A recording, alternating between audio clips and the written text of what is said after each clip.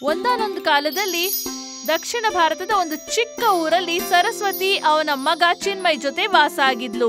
ಸರಸ್ವತಿ ಗಂಡ 10 ವರ್ಷದ ಹಿಂದೆನೆ ತೀರ್ ಹೋಗಿದ್ದ. ಸರಸ್ವತಿ ಚಿಕ್ಕ ಪುಟ್ಟ ಕೆಲ್ಸಗಳನ್ನ ಮಾಡ್ಕೊಂಡು ಅವಳ ಮತ್ತು ಅವಳ ಮಗನ ಜೀವನ ನಡೆಸ್ತಿದ್ರು. ಈಗ ಚಿನ್ಮಯ್ 15 ವರ್ಷದವನಾಗಿದ್ದ.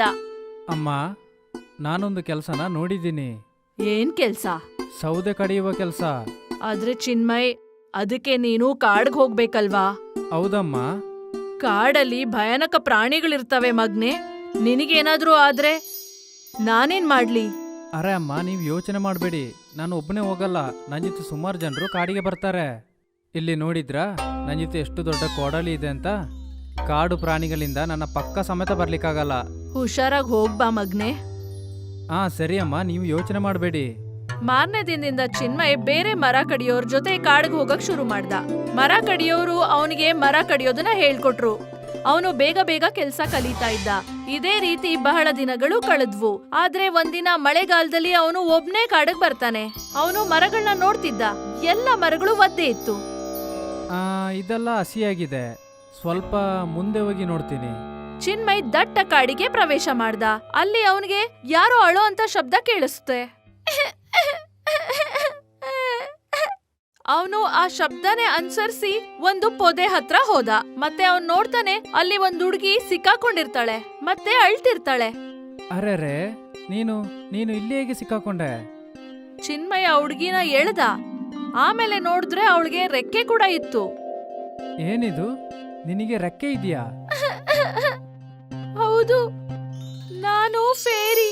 ಮೊದಲನೇ ಸತಿ ನಾನು ಭೂಲೋಕಕ್ಕೆ ಬಂದಿದ್ದೆ. ರಾತ್ರಿ ಕತ್ಲಲ್ಲಿ ಒಂದು ಹುಲಿ ನನ್ನ ಹಿಂದೆ ಬಂತು.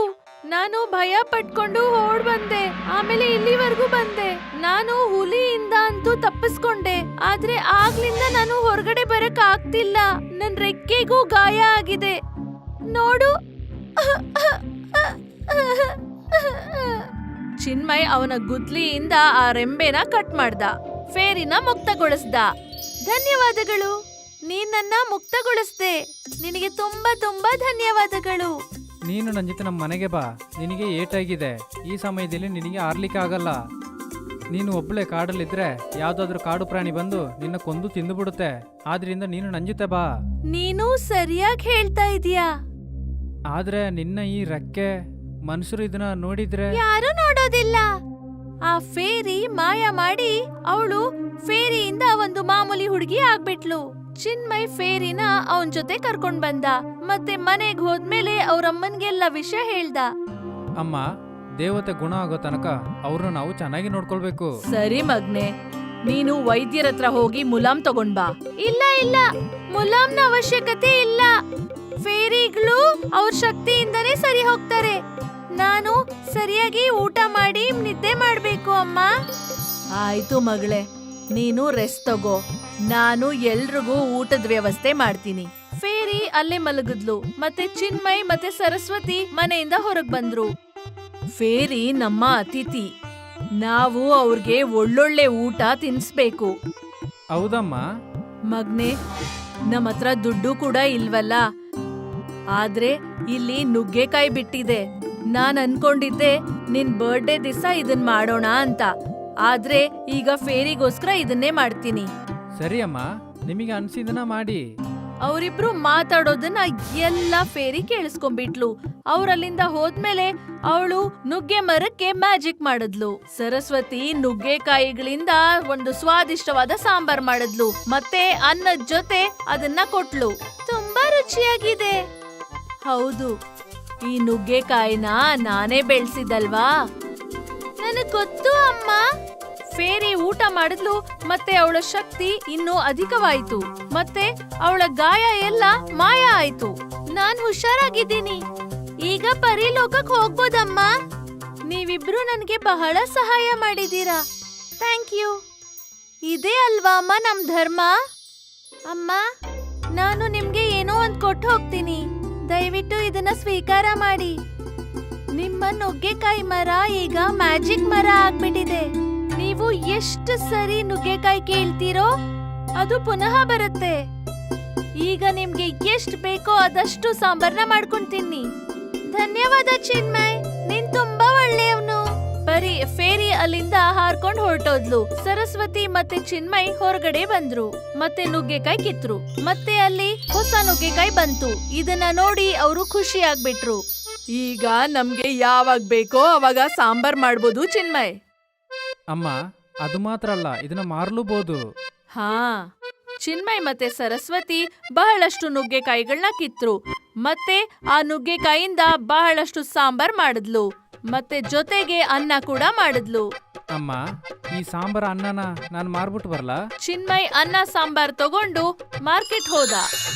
ಅಲ್ಲಿ ಜನರಿಗೆ ಅನ್ನ ಸಾಂಬಾರ್ ಬಹಳ ಇಷ್ಟ ಆಯ್ತು.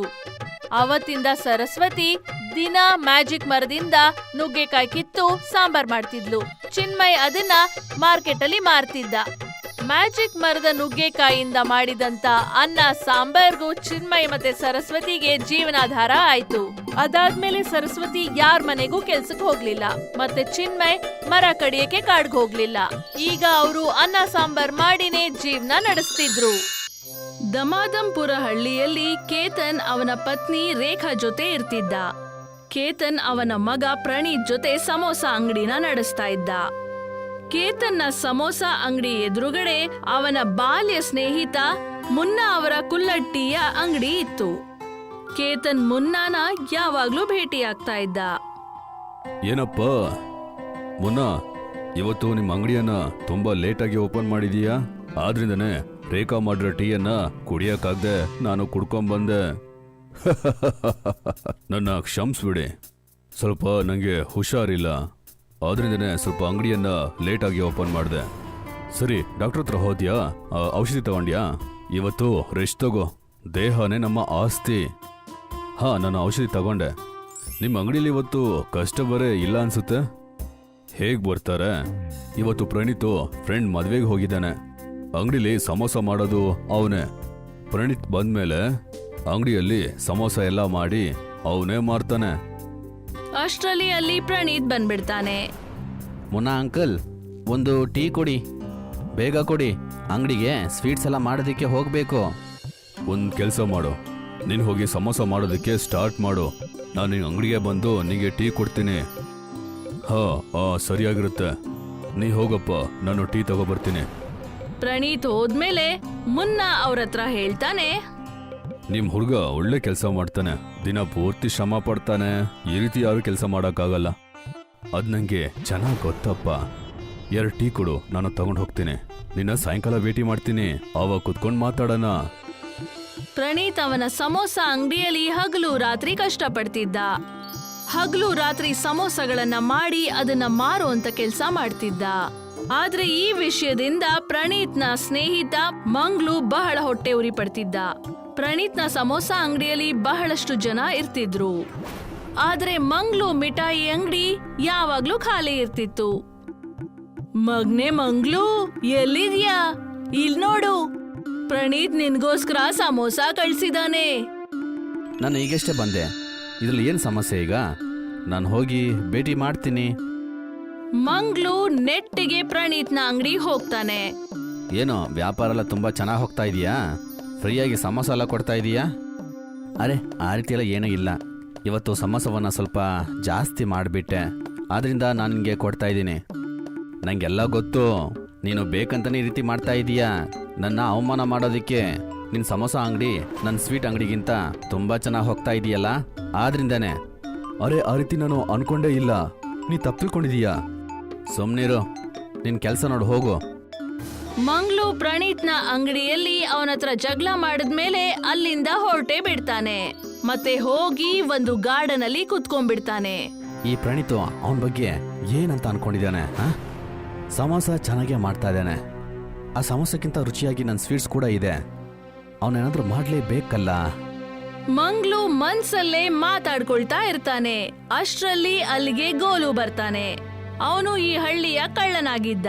ಅವನು ಈಗ ತಾನೇ ಜೈಲಿಂದ ಬಿಡಿಸ್ಕೊಂಡು ಬಂದಿರ್ತಾನೆ. ಅರೆ ಗೋಲು ಅಣ್ಣ, ಜೈಲಿಂದ ಯಾವಾಗ ಬಂದ್ರಿ? ಈ ಜಾಗದಲ್ಲಿ ಬಂದು ನೀವು ಏನ್ ಮಾಡ್ತಾ ಇದ್ದೀರಾ? ಹೋದ ತಿಂಗಳೇ ನಾನು ಇಲ್ಲಿಗೆ ಬಂದೆಪ್ಪ. ಇನ್ ಮುಂದೆಲ್ಲ ನಾನು ಕಳ್ತನ ಮಾಡಲ್ಲ ಅಪ್ಪ. ಒಬ್ಬ ಒಳ್ಳೆ ಮನುಷ್ಯನಾಗಿ ಬಾಳ್ತೀನಿ. ಒಳ್ಳೆ ಮನುಷ್ಯನಾಗಿರೋದು ತುಂಬಾ ಕಷ್ಟ. ಏನಾಯ್ತು? ತುಂಬಾ ಬೇಜಾರಲ್ಲಿದ್ದೀಯಾ? ಹೇಳು, ಏನಾಯ್ತು? ಮಂಗ್ಲು ಗೋಲುಗೆ ಅವನ ಎಲ್ಲ ಸಮಸ್ಯೆ ವಿವರಿಸ್ತಾನೆ. ಆಗ ಗೋಲು ಅವನಿಗೆ ಹೇಳ್ತಾನೆ, ಅರೆ ಅಷ್ಟೇನಾ, ಹೋಗಿ ಆ ಸಮೋಸದಲ್ಲಿ ಏನಾದ್ರೂ ಹಾಕ್ಬಿಡು. ಅಂದ್ರೆ ಆ ಸಮೋಸದಲ್ಲಿ ಹೊಟ್ಟೆ ಹಾಳು ಮಾತ್ರ ಹಾಕ್ಬಿಡು. ಆಮೇಲೆ ಈ ಗ್ರಾಮ ಅವನ್ ಸಮೋಸವನ್ನ ತಿಂದು ತಿಂದು ಬಯಲು ಕಡೆ ಓಡ್ಬಿಡ್ತಾರೆ. ಆವಾಗ ಅವನ್ ಕತೆನೆ ಚೇಂಜ್ ಆಗುತ್ತೆ. ಆದರೆ ಜಾಸ್ತಿ ಆಗಬಾರ್ದು. ನಾನು ಹಿಂಗೆ ಐಡಿಯಾ ಕೊಟ್ಟಿದ್ದೀನಿ, ಉಳ್ದಿದ್ದು ನೀನೇ ನೋಡ್ಕೋಬೇಕಪ್ಪ. ಗೋಲು ಹೇಳೋದು ಸರಿನೇ. ಅವನ ಸಮೋಸದಲ್ಲಿ ನಾನು ಮಾತ್ರೆಯನ್ನ ಹಾಕ್ಬಿಟ್ರೆ ಅವನ ಅಂಗಡಿನೇ ನಾಶ ಆಗ್ಬಿಡುತ್ತೆ. ಮಂಗ್ಲು ಅವನ ಮನೆಯಲ್ಲಿ ಇಡೀ ರಾತ್ರಿ ಅದನ್ನೇ ಯೋಚಿಸ್ತಾನೆ. ಮತ್ತೆ ಗೋಲುಗೆ ಸ್ವಲ್ಪ ಹಣವನ್ನ ಕೊಟ್ಟು ಪ್ರಣೀತ್ನ ಸಮೋಸ ಅಂಗಡಿಯಲ್ಲಿ ಔಷಧಿಯನ್ನ ಬೆರ್ಸಕ್ ಹೇಳ್ತಾನೆ. ಇವತ್ತು ಸಾರಾಯಿಗೆ ನನಗೆ ದುಡ್ಡು ಸಿಕ್ಬಿಡ್ತು. ಅವನ ಸಮೋಸದಲ್ಲಿ ಮಾತ್ರೆಯನ್ನ ಹಾಕ್ಬಿಟ್ಟು ಸಾಯಂಕಾಲ ಚೆನ್ನಾಗಿ ಕುಡ್ದು ನಿದ್ದೆ ಮಾಡ್ತೀನಿ. ಇದೇ ನನ್ನ ಬಾಳು. ಹೀಗೆ ಇರಬೇಕು, ತುಂಬಾ ಚೆನ್ನಾಗಿರುತ್ತೆ. ಗೋಲು ಪ್ರಣೀತ್ನ ಸಮೋಸ ಅಂಗಡಿಗೆ ಹೋಗಿ ಔಷಧಿನ ಹಾಕ್ಬಿಡ್ತಾನೆ. ಆ ದಿನ ಸಮೋಸ ಬಹಳಷ್ಟು ಮಾರಾಟವಾಗುತ್ತೆ. ಜನರು ದೂರ ದೂರಗಳಿಂದ ಬಂದು ಅಲ್ಲಿ ಸಮೋಸನ ತಿಂದು ಹೋಗ್ತಾರೆ. ನೋಡ್ದ್ಯಾಮ್ಮ, ಇವತ್ತು ಸಮೋಸ ಒಳ್ಳೆ ಸೇಲ್ ಆಯ್ತು. ದೇವ್ರು ಇದೇ ರೀತಿ ವ್ಯಾಪಾರವನ್ನ ಕೊಟ್ರೆ ತುಂಬಾ ಚೆನ್ನಾಗಿರುತ್ತೆ. ಇಬ್ರು ಮಾತಾಡ್ತಾನೆ ಇರ್ತಾರೆ. ಅಷ್ಟ್ರಲ್ಲಿ ಕೆಲವು ಜನ ಅವರ ಹೊಟ್ಟೆನ ಹಿಡ್ಕೊಂಡು ಅಲ್ಲಿಗೆ ಬರ್ತಾರೆ. ನೀನು ಸಮೋಸದಲ್ಲಿ ಏನಪ್ಪ ಮಿಕ್ಸ್ ಮಾಡ್ದೆ? ನನ್ನ ಮನೆ ನೀರಲ್ಲೇ ಖಾಲಿ ಆಗ್ಬಿಡ್ತಪ್ಪ. ಈಗ ನಾನು ಎಲೆಯನ್ನ ಮಾತ್ರ ಯೂಸ್ ಮಾಡ್ತಿದ್ದೀನಿ. ನಿನ್ನ ಸಮೋಸ ಬಹಳ ಕೆಟ್ಟದಾಗಿದೆ. ನನ್ನ ಇಡೀ ಸಂಸಾರ ಬಾತ್ರೂಮ್ಗೆ ಹೋಗಿ ಹೋಗಿ ಸಾಕಾಗಿ ಹೋಗಿದೆ. ಏನ್ ಬೆರೆಸ್ಬಿಟ್ಟಿದೆ ನೀನು ನಿನ್ ಸಮೋಸದಲ್ಲಿ? ನಾನು ಮೊದಲೇ ತೆಳ್ಳಗಿದ್ದೀನಿ. ಬಯಲ್ ಕಡೆ ಹೋಗಿ ಹೋಗಿ ಇನ್ನೂ ತೆಳ್ಳಗಾಗ್ಬಿಟ್ಟೆ. ಔಷಧಿಯ ಸಮೋಸ ತಿಂದು ಇಡೀ ಹಳ್ಳಿಯವ್ರಿಗೆ ವಾಂತಿ ಆಗ್ಬಿಟ್ಟಿತ್ತು. ಈ ಎಲ್ಲ ಕಾರಣಗಳಿಂದ ಪ್ರಣೀತ್ನ ಸಮೋಸ ಅಂಗಡಿ ನಡೆಯೋದು ನಿಂತ್ ಹೋಗ್ಬಿಡತ್ತೆ. ಇನ್ನು ಮುಂದೆ ನಿನ್ನ ಅಂಗಡಿಗೆ ಯಾರು ಕೂಡ ಬರೋದೇ ಇಲ್ಲ. ಎಲ್ಲರೂ ಸ್ವೀಟ್ಸ್ ಮಾತ್ರ ತಿಂತಾರೆ, ಸಮೋಸ ತಿನ್ನೋದಿಲ್ಲ. ಪ್ರಣೀತ್ನ ಸಮೋಸ ಅಂಗಡಿ ಸರಿಯಾಗಿ ನಡೀದೇ ಇರೋ ಕಾರಣ ಮಂಗ್ಲೂನ ಮಿಠಾಯಿ ಅಂಗಡಿ ಬಹಳ ಚೆನ್ನಾಗಿ ನಡೆಯುತ್ತೆ. ಈ ವಿಷಯಕ್ಕೆ ಪ್ರಣೀತ್ ತುಂಬಾನೇ ಬೇಜಾರಾಗಿ ಮುನ್ನ ಟೀ ಅಂಗಡಿಗೆ ಹೋಗ್ತಾನೆ. ಏನ್ ಹೇಳುದು ಮುನ್ನಾ ಅಂಕಲ್, ಎಲ್ಲವೂ ಕೂಡ ಚೆನ್ನಾಗೇ ಹೋಯ್ತು. ಆದ್ರೆ ಇವತ್ ನೋಡಿ, ಏನಪ್ಪ, ಕಷ್ಟ ಅಂದ್ರೆ ಬರುತ್ತೆ ಹೋಗುತ್ತೆ, ಅದಕ್ಕೋಸ್ಕರ ಚಿಂತೆ ಮಾಡ್ಬೇಕಾ? ಹಾ, ಮುನ್ನ ಬಾಯಲ್ಲಿ ಸದಾಚಾರ ಎಲ್ಲದರ ಬಗ್ಗೆ ಮಾತುಗಳನ್ನ ಕೇಳಿ ಪ್ರಣೀತ್ ಅವನ ತಂದೆನ ಅಲ್ಲಿಗೆ ಕರೀತಾನೆ. ಅಪ್ಪ ಇಲ್ಲಿಗೆ ಬನ್ನಿ. ನಮ್ಮ ಅಂಗಡಿನ ಕಾಪಾಡೋದಿಕ್ಕೆ ನನ್ನ ಹತ್ರ ಒಂದು ಒಳ್ಳೆ ಐಡಿಯಾ ಇದೆ. ಏನು ಇಡಪ್ಪ? ನೀವು ಗಂಜಿಯನ್ನ ತುಂಬಾ ಚೆನ್ನಾಗಿ ಮಾಡ್ತೀರಾ. ನಾವೇನಕ್ಕೆ ಗಂಜಿ ವ್ಯಾಪಾರ ಮಾಡಬಾರ್ದು? ಇದರಲ್ಲಿ ಯಾರಿಗೆಲ್ಲ ಹೊಟ್ಟೆ ತೊಂದರೆ ಇದೆಯೋ ಅವರಿಗೆ ಸರಿ ಆಗುತ್ತೆ. ಅವರಿಗೆ ಲೈಟ್ ಫುಡ್ ತಿನ್ನೋಕ್ಕೆ ಸಿಗುತ್ತೆ. ನಮ್ಮ ವ್ಯಾಪಾರ ಕೂಡ ತುಂಬಾ ಚೆನ್ನಾಗಿ ನಡೆಯುತ್ತೆ. ಎಲ್ಲವೂ ಸರಿ ಹೋಗುತ್ತೆ. ಅರೆ, ನೀನೊಂದು ಒಳ್ಳೆ ಐಡಿಯಾವನ್ನ ಕೊಟ್ಟಿದೀಯಾ. ನಾವು ಹಾಗೆ ಮಾಡೋಣ. ನಾನು ಕೂಡ ಇದರಲ್ಲಿ ಬರಬಹುದಾ? ನಾವು ಗಂಜಿಯನ್ನ ಮಾರೋಣ. ಅರೆ ಮುನ್ನ, ನೀವು ಇದ್ರ ಬಗ್ಗೆ ಕೇಳಬೇಕಾ? ನೀವು ನಮ್ ಜೊತೆನೆ ಕುಲ್ಲಡ್ ಗಂಜಿಯನ್ನ ಮಾರೋದಿಕ್ಕೆ ಖಂಡಿತ ಬರಬಹುದು. ಕೇತನ್, ಮುನ್ನ ಮತ್ತೆ ಪ್ರಣೀತ್ ಅದೇ ದಿನ ಕುಲ್ಹಡ್ ಕಿಚಡಿ ಅಂಗಡಿನ ಓಪನ್ ಮಾಡ್ತಾರೆ. ಮತ್ತೆ ಕೇತನ್ ಕಿಚಡಿ ಮಾಡಿ ಪ್ರಣೀತ್ಗೆ ಕೊಡ್ತಾನೆ. ಪ್ರಣೀತ್ ಅದನ್ನ ಕುಲ್ಹಡಲ್ಲಿ ಹಾಕಿ ಜನಗಳಿಗೆ ಕೊಡ್ತಾ ಇರ್ತಾನೆ. ಬನ್ನಿ ಬನ್ನಿ, ಕುಲ್ಲಡ್ ಗಂಜಿಯನ್ನ ಕುಡೀರಿ. ಯಾರಿಗೆಲ್ಲ ಹೊಟ್ಟೆ ಸಮಸ್ಯೆ ಇದೆಯೋ ಇಲ್ಲಿಗೆ ಬನ್ನಿ, ಇದನ್ನ ತಿಂದು ಹೋಗಿ. ಮೊದಲನೇ ದಿನ ಎಲ್ಲವೂ ಕೂಡ ಫ್ರೀ. ಹೌದಪ್ಪ, ಮೊದಲನೇ ದಿನ ಫ್ರೀಯಾಗಿ ಕೊಟ್ಟು ಒಳ್ಳೆ ಕೆಲಸ ಮಾಡಿದೆ. ಇವತ್ತು ಎಲ್ಲವೂ ಕೂಡ ಸರಿ ಹೋದ್ರೆ ನಾಳೆ ನಮ್ಗೆ ಕಸ್ಟಮರ್ ಕೂಡ ಜಾಸ್ತಿ ಬರ್ತಾರೆ. ಮೊದಲನೇ ದಿನಾನೇ ಕುಲ್ಹಡ್ ಕಿಚಡಿ ಬಹಳ ಮಾರಾಟ ಆಯ್ತು. ಅವ್ರಿಗೆ ಬಹಳಷ್ಟು ಗ್ರಾಹಕರು ಬರ್ತಾನೆ ಇದ್ರು. ಜನಗಳಿಗೆ ಕುಲ್ಹಡ್ ಕಿಚಡಿ ತಿನ್ನೋದ್ರಿಂದ ಅವರ ಹೊಟ್ಟೆ ಸ್ವಚ್ಛವಾಗುತ್ತೆ ಅಂತ ಗೊತ್ತಾದ ಕೂಡ್ಲೆ ಪ್ರಣೀತ್ನ ಕಿಚಡಿ ಅಂಗಡಿಗೆ ಧಾವಿಸ್ತಾ ಇದ್ರು. ಇವತ್ತು ನನ್ನ ಪೂರ್ತಿ ಪರಿವಾರಕ್ಕೋಸ್ಕರ ಕುಲ್ಹಡ್ ಕಿಚಡಿ ಕೊಡು, ಮತ್ತೆ ಜಾಸ್ತಿ ಕೊಟ್ಬಿಡು ಈ ಸತಿ. ನೋಡ್ತಾ ಇದ್ದ ಹಾಗೆ ಪ್ರಣೀತ್, ಕೇತನ್ ಮತ್ತೆ ಮುನ್ನಾನ ಕುಲ್ಹಡ್ ಕಿಚಡಿ ಅಂಗಡಿ ಬಹಳನೇ ಚೆನ್ನಾಗಿ ನಡೆಯುತ್ತೆ. ಇಬ್ರು ಅಪ್ಪ ಮಗ ಮತ್ತೆ ಮುನ್ನ ಕುಲ್ಹಡ್ ಕಿಚಡಿ ಅಂಗಡಿನ ಚೆನ್ನಾಗಿ ನಡೆಸ್ತಿರ್ತಾರೆ. ನಿಮ್ಗೆ ತುಂಬಾ ಧನ್ಯವಾದ.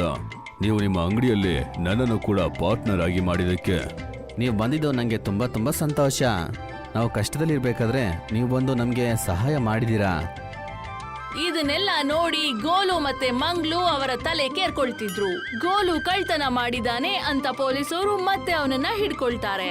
ಮತ್ತೆ ಮಂಗ್ಲು ಅವನ ಚಿಕ್ಕ ಮಿಠಾಯಿ ಅಂಗಡಿನ ಮತ್ತೆ ನಡ್ಸಕ್ ಶುರು ಮಾಡ್ತಾನೆ. ಅದು ಸ್ವಲ್ಪ ಕೂಡ ನಡೀತಿರ್ಲಿಲ್ಲ.